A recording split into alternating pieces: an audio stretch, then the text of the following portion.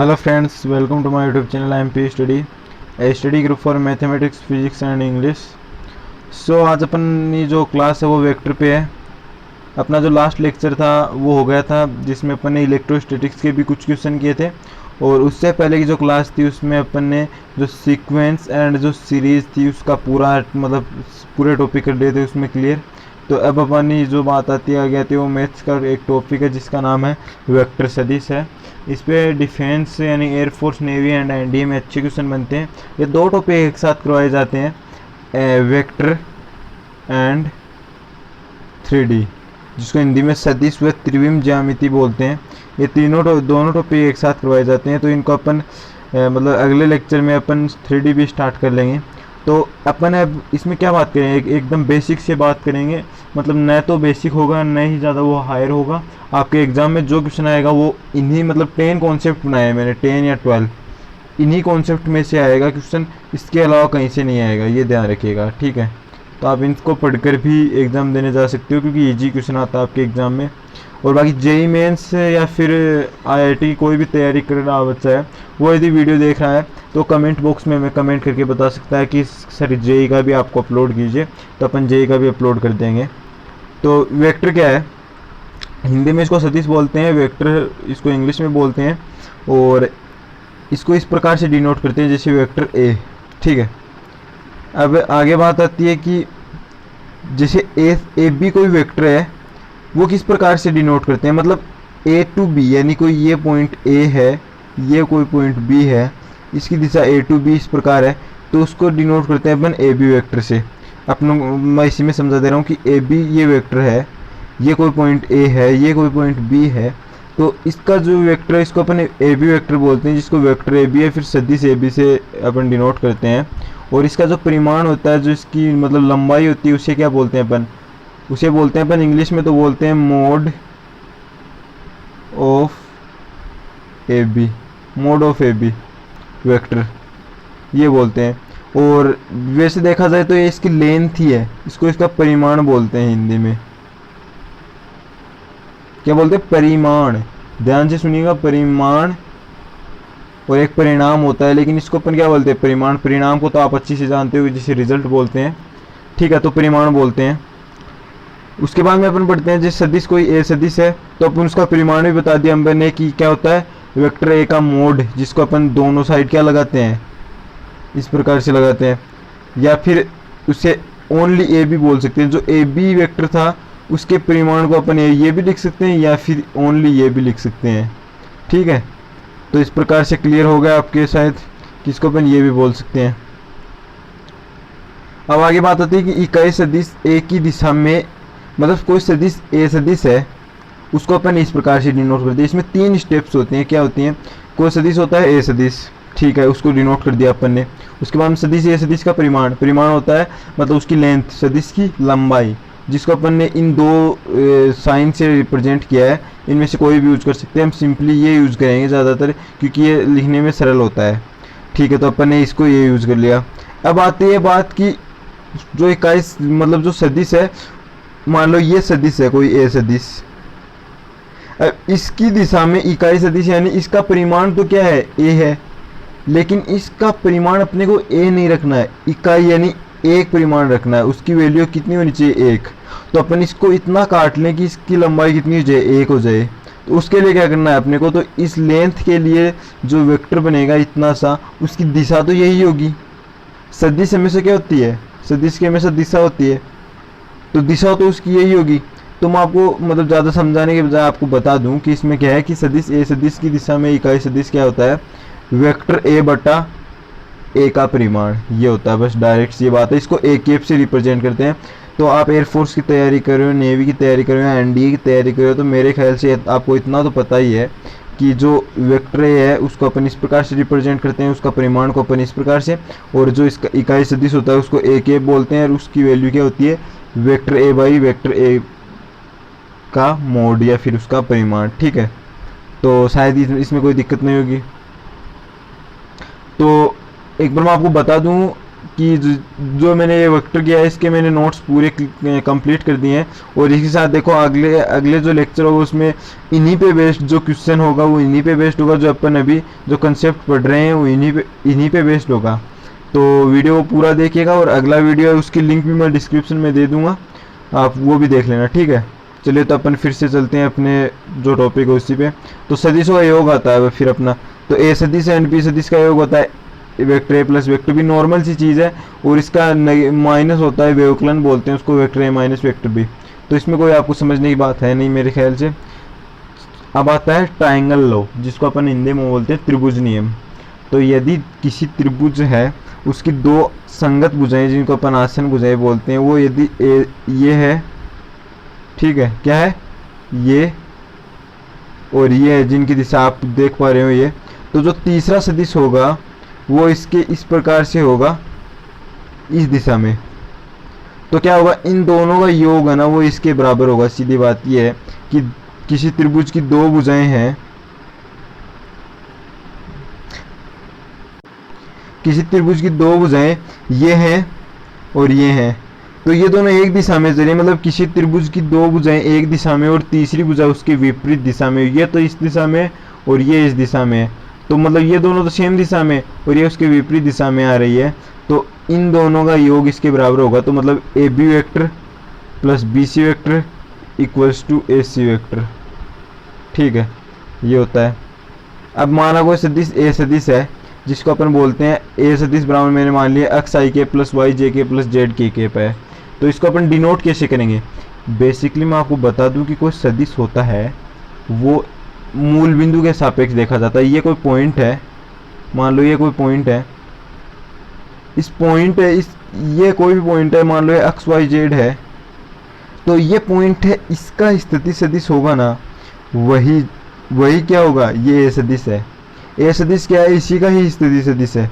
क्यों है, आप इसमें देखोगे कि ये है 0 0 और 0, तो इसका स्थिति सदिश होगा ना, उसको ही अपन बोलते हैं। तो एक तरह से पॉइंट फॉर्म में ये, इसको मैं आगे आपको कंप्लीट बताऊंगा इसके बारे में, तो थोड़ा सा आगे चलते हैं अपन। तो अपना सदिश कौन सा है, ये इसी सदिश को आपको लेके चलना है, आगे बताता हूँ मैं नेक्स्ट पेज पे। तो क्या करना है आपको, ए सदिश का मोड क्या होता है, वो ये होता है। मोड क्या होता है, ये जो मतलब मैंने क्या कहा था, तो मोड ए यानी उसका परिमाण क्या होता है, इस सदिश की लंबाई, जो ये सदिश दिया गया है इसकी क्या है लंबाई, और इसकी लंबाई क्या है, जो 0 0 और 0 से एक्स वाई जेड के बीच की दूरी, जो डिस्टेंस होगी वही। तो डिस्टेंस फॉर्मूला यानी दूरी सूत्र लगा दो आप इसमें, तो x माइनस 0 का स्क्वायर प्लस y माइनस 0 का स्क्वायर प्लस z माइनस 0 का स्क्वायर का रूट, ये तो करना आपको। तो बस आपको ये इतना कर लेना है, और ये x माइनस 0 का स्क्वायर, ये टोटल आप करोगे तो x square plus Y square plus Z square का रूट, ये क्या आ जाएगा, ये इस सदिश की क्या आ जाएगी, लेंथ आ जाएगी। और इसी सदिश की तो लेंथ क्या होती है, इसी सदिश की लेंथ तो होती है इसका परिमाण, जो अपन ने लिख लिया है। अब बात आती है यहाँ पे जो x y और z क्या है, तो x तो है x दिशा में, यानी क्या बोल सकते हैं अपन कि x दिशा में ये x दूरी पे है जो पॉइंट है वो, y एक्सिस की तरफ कितनी दूरी पे है y पर, और z एक्सिस है जो इसके एकदम लंबवत है, जिसको 3D में अपन समझाने के लिए अपन इस प्रकार से डिनोट कर रहे हैं। तो x दिशा में तो ये x दूरी पे, y दिशा में y एक्स की तरफ ये y दूरी पे एंड z एक्सिस की तरफ ये z दूरी पे, तो इनके क्या हो गए, घटक हो गए। तो इस तरह से मैंने समझा दिया आपको कि ये इस प्रकार से बनता है। अब सदिश बना कैसे है, आपको ये भी समझ में आना चाहिए। तो सदिश बनाने का एक सीधा सा रूल होता है कि कोई भी पॉइंट मान लो, जो अपन ने शुरू में पढ़ा था, ए पॉइंट है, बी पॉइंट है, तो ए का कोई कोऑर्डिनेट है, बी का कोई कोऑर्डिनेट है, तो जो सदिश बनेगा वो किस प्रकार से बनेगा, मान लो ये जो कोऑर्डिनेट है वो किस प्रकार से है, मैं एक बार फिर से डिनोट कर रहा हूँ इनको। ये कोई सदिश है, ये ए है जिसके कोऑर्डिनेट है x1 y1 z1, और ये है b जिसके कोऑर्डिनेट है x2 y2 एंड z2। तो आप मतलब ए बी वेक्टर कैसे बनाओगे, ए बी वेक्टर बनाना है अगर आपको, तो x2 माइनस x1 कर दो, यानी ए बी है तो बी में से आपको क्या घटाना है, ए को घटाना है, आपको ए बी निकालना है तो बी में से ए को घटाना, तो बी क्या है x2 वाला, तो x2 minus x1 I cap plus y2 minus y1 J cap plus z2 minus z1 K cap. इस प्रकार से कर देना आपको, तो आपको आ जाएगा। तो यहाँ पे क्या हुआ, यहाँ पे एक्स वाई जेड तो ये है, और यानी ये ए वेक्टर निकालना, तो X Y Z X minus ये क्या है 0 0 एंड 0, ठीक है। तो x माइनस x1 की जगह आपको क्या लिख देना है 0 I plus y minus 0 plus z minus 0, J और के आई लग जाएंगे उनके साथ, ठीक है। तो मेरे ख्याल से मैं फिर से आपको याद दिला दूं कि आप एयरफोर्स नेवी की तैयारी कर रहे हो तो आपको इतना तो आता ही होगा। ये एक तरह से बेसिक सी बात है जो आपको आ जानी चाहिए। यदि नहीं आ रही है तो मैं बेसिक बता भी तो रहा हूँ, कोई दिक्कत नहीं है उसमें, सीख लीजिए। अब आता है सदिशों का, दो सदिश होते हैं उनके गुणा। उनका गुणा कितने प्रकार से होता है, दो प्रकार से होता है। एक तो होता है डॉट प्रोडक्ट और एक होता है क्रॉस प्रोडक्ट। तो पहले डॉट प्रोडक्ट की बात कर लेते हैं अपन। डॉट प्रोडक्ट में क्या होता है, डॉट प्रोडक्ट की बात बताऊँ आपको, तो ए और बी का डॉट प्रोडक्ट को आप क्या लिखते हैं, ए डॉट बी लिखते हैं। क्या लिखते हैं, ए डॉट बी। तो ए डॉट बी में क्या होता है, ध्यान से सुनिएगा, ए डॉट बी बराबर क्या होता है ए बी कोस थीटा। ये क्या होता है, डॉट प्रोडक्ट का मतलब होता है इनका अदिश गुणा बोलते हैं अपन इसको, क्या बोलते हैं अदिश गुणा या फिर स्केलर प्रोडक्ट। तो अदिश क्यों होता है, इनको अगर आप डॉट करोगे, क्योंकि ए सदिश है बी भी सदिश है, लेकिन जो इनका डॉट प्रोडक्ट आएगा, जो इनका अदिश गुणा आएगा, वो क्या बनाएगा लास्ट में, वो अदिश राशि बनाएगा। तो इसको क्या बोलते हैं अपन, इसलिए अदिश गुणनफल भी बोलते हैं। तो इसकी वैल्यू क्या आती है ए बी कोस थीटा, जहाँ पे थीटा क्या है, angle between A and B. A और बी के बीच में थीटा होता है, वो एंगल होता है ए और बी के बीच में, ठीक है। अब आपको पता है कोस थीटा की वैल्यू अलग अलग एंगल पे अलग अलग होती है। तो अपन ने तीन स्पेसिफिक एंगल ले लिए जिनकी वैल्यू है 0, π/2 एंड पाई। तो कोस 0 होता है 1, कोस π/2 होता है 0 एंड कोस पाई होता है -1। तो अपन इसमें यदि वैल्यू रखेंगे तो मैक्सिमम वैल्यू होता आती है 0 डिग्री पे, जिसकी वैल्यू होती है ए बी, यानी ए का मोड और बी का मोड। ए बी को ध्यान रखना, ए बी क्या है ए का मोड यानी ए का परिमाण, और बी क्या है बी का मोड या बी का परिमाण, बी की वैल्यू, ठीक है। बी सदिश का क्या लेंथ मान लो आप। और जो मिनिमम वैल्यू आती है वो आती है -ab आती है, जो पाई पे आती है। तो इस प्रकार से आप समझ सकते हो, ठीक है। अब मैं इसका एक तो ये तरीका है डॉट करने का, जो अभी हमने बताया था कि ए डॉट बी के बराबर क्या होता है यदि थीटा दिया हुआ हो तो। और यदि आपको नॉर्मली ओनली सदिश ही दिया है, ए सदिश दे दिया आपको, बी सदिश दे दिया, फिर पूछे कि आप ए डॉट बी बताओ, तो ए डॉट बी आप कैसे बनाओगे। आपने एम सदिश दे रखा है, यहाँ पे एन सदिश दे रखा है। एम सदिश है a1i plus b1j plus c1k and N सदिश है a2i plus b2j plus c2k। तो आपको करना क्या है, यहाँ पे आपको बस इतना करना है, एम डॉट एन क्या होगा, जो आई के जो गुणांक है उनको गुणा कर दो, जे का गुणांक उनको गुणा कर दो, और के का गुणांक उनको गुणा कर दो, और इनको जोड़ दो। तो कैसे जोड़ोगे आप, कैसे गुणा करोगे, तो इनकी वैल्यू आएगी वो क्या आएगी a1 a2 plus b1 b2 plus c1 c2, ठीक है। इस प्रकार से आ जाएगी। तो समझ गए होंगे शायद आप। तो ये एक इम्पोर्टेंट है, इसका आपको जो इसका यूज़ कहाँ पे होगा, या तो सीधा जो डायरेक्ट है वो डॉट प्रोडक्ट पूछ लेगा, या फिर आप किस प्रकार से पूछ सकता है आपको, या फिर आपको पूछ सकता है इनके बीच में एंगल पूछने के लिए, जिसमें भी आपको ये बहुत हेल्प करेगा। अब आ गया था आपका क्रॉस प्रोडक्ट, यानी इसको बोलते हैं सदिश गुणा। सदिश गुणा क्या होता है, इसको अपन ए क्रॉस भी बोलते हैं। यानी सदिश क्यों बोलते हैं इसको, अभी जो अपन ने पढ़ा था ए डॉट बी, उसमें तो क्या होता है जो डॉट करते हैं अपन उसका ए और बी का डॉट करेंगे, तो डॉट करते ही क्या होगा, वो ए डॉट बी होगा, वो क्या होगा अदिश राशि बन जाएगी। लेकिन ए क्रॉस बी करेंगे, जैसे आप इनका सदिश गुणा करेंगे तो वो क्या होगा, उसमें ये सदिश राशि ही रहेगी। तो और उसकी दिशा क्या होगी, ए और बी के लंबवत, यानी ए सदिश यदि ये है और बी सदिश ये है तो उसके लंबवत होगी, एकदम बिल्कुल लंबवत, यानी इसके भी 90 डिग्री पे होगी और इसके भी 90 डिग्री पे, यानी 3D में होगी, दूसरे ही तल पे होगा। तो इसलिए मैं इसको इस प्रकार से डिनोट कर रहा हूँ, यदि ये वेक्टर ए है, यदि ये वेक्टर बी है, तो इसके भी 90 डिग्री पे होगी और इसी के भी 90 डिग्री पे होगी। तो ये दोनों तुम एक ही तल में है, तो ये तीसरा दूसरे ही तल में चला जाएगा। दूसरे ही मतलब प्लेन में चला जाएगा। तो ये इसमें सॉरी तो ये इसमें सोचने की बात है कि जो ये दो प्लेन बनाए हैं मैंने, ये सॉरी वेक्टर बनाए हैं, इनके लंबवत होगा वो किस प्रकार से होगा। ठीक है, कोई दिक्कत नहीं होनी चाहिए मेरे हिसाब से इसमें। और थीटा की अलग अलग वैल्यू पे इसकी वैल्यू अलग अलग होगी, जो अपन ने डॉट प्रोडक्ट वाले में किया था। अब आगे बात आती है कि यदि आपको दो सदिश दे दिए m और n, उनका क्रॉस पूछ ले तो आप क्रॉस कैसे निकालोगे, क्रॉस प्रोडक्ट या फिर सदिश गुणनफल बोल सकते हैं जिसको अपन। तो उसमें क्या है, आपको i j k और a1 b1 c1 a2 b2 c2 का एक क्या कर लेना, आपको सारणिक बना देना है। क्या बना देना, सारणिक। आपको मेरे ख्याल से सारणिक तो आता ही होगा, यदि सारणिक नहीं आता जिसको इंग्लिश में बोलते हैं डिटरमिनेंट। तो यदि ये नहीं आता है तो इसकी अभी तक मैंने वीडियो नहीं बनाई है, लेकिन आप 12th पास कर चुके हैं तो 12th में आपने पढ़ा होगा सारणिक या फिर जिसको बोलते हैं डिटरमिनेंट, तो हो जाना चाहिए मेरे हिसाब से। यदि नहीं होगा तो मैं आगे वीडियो डाल दूंगा, जो डिटरमिनेंट जब हम पढ़ेंगे तब उसमें देख लेना आप। फिर आता प्रक्षेप का, एक क्वेश्चन आपको प्रक्षेप का भी पूछा जा सकता है, इनफैक्ट पूछा ही जाता है बहुत से एग्जाम्स में।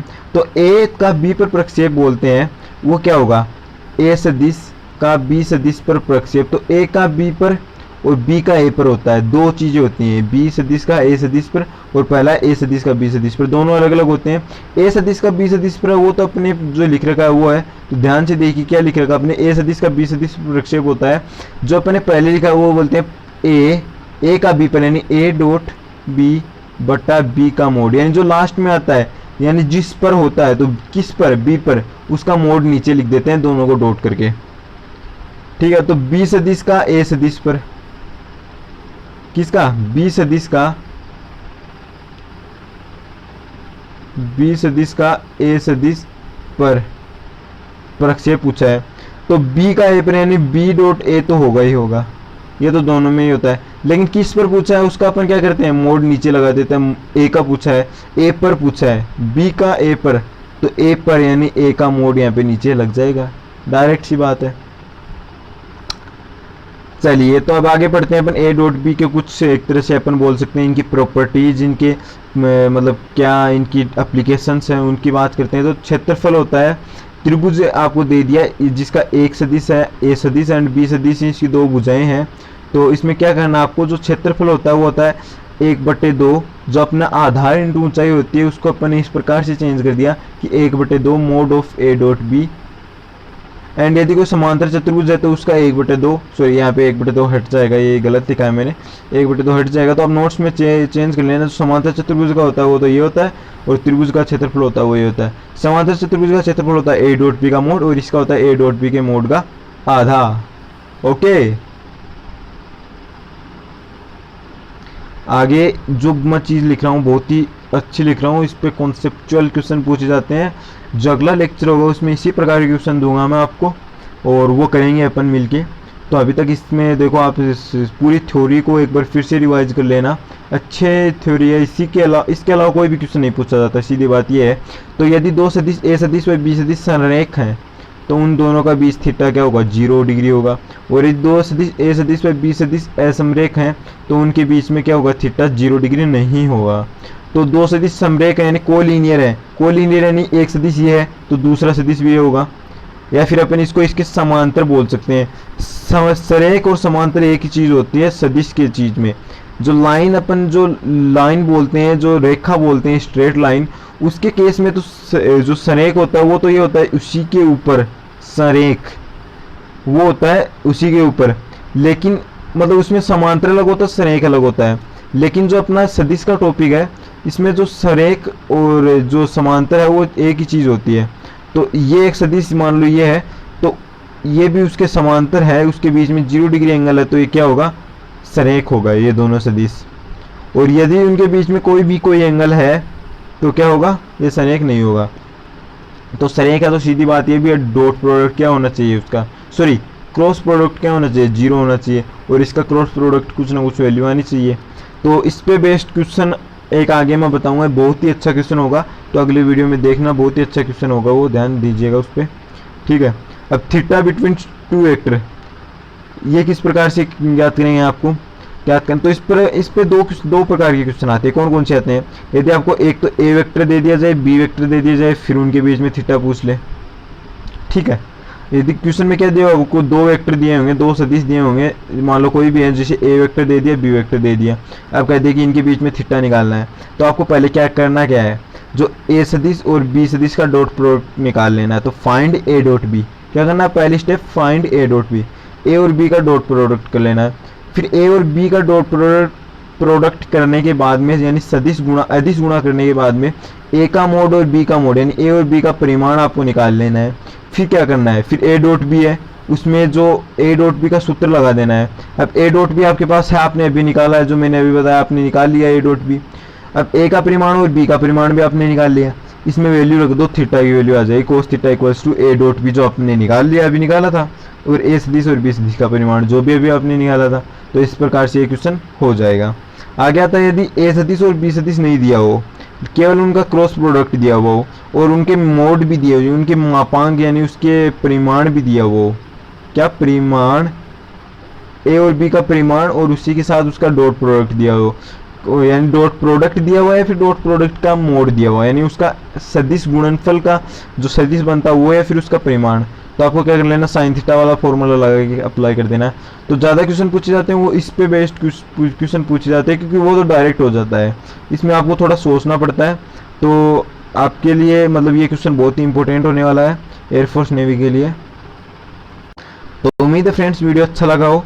आज के लिए बस इतना ही, अपन नेक्स्ट जो अपना लेक्चर होगा उसमें अपन मिलेंगे इसके क्वेश्चंस के साथ। जो मैंने अभी पॉइंट्स बताए हैं, जो पॉइंट्स बताए इनको आप नोट कर लीजिए, इनके अलावा कोई क्वेश्चन नहीं आएगा, इन्हीं पे बेस्ड अपन क्वेश्चन करेंगे आगे वाले लेक्चर में। मतलब अपने लगभग शायद 12 या 11 कंसेप्ट पढ़े हैं, इन्हीं पे बेस्ड क्वेश्चन आएंगे और क्वेश्चन घुमा फिरा के आ जाएंगे, आपको सोचना पड़ेगा किस प्रकार से आते हैं। और अगले लेक्चर में मिलते हैं। यदि वीडियो अच्छा लगा तो लाइक कीजिए, शेयर कीजिए और चैनल को भी सब्सक्राइब कर दीजिए। और मैं आपको एक बात बता दूं, जो शेयर कर रहे हैं आप, वो एक मतलब अपने उन्हीं लोगों के साथ कीजिए जो ज़रूरतमंद हैं, मतलब जो एयरफोर्स, नेवी एंड एनडीए और इसी के साथ जेई की भी तैयारी कर रहे हैं, उन्हीं के साथ शेयर कीजिए, क्योंकि उन्हीं के लिए ये वीडियो फ़ायदेमंद है। आप ऐसे मतलब ऐसे वैसे शेयर मत कीजिए, ठीक है। तो थैंक यू, शेयर करना।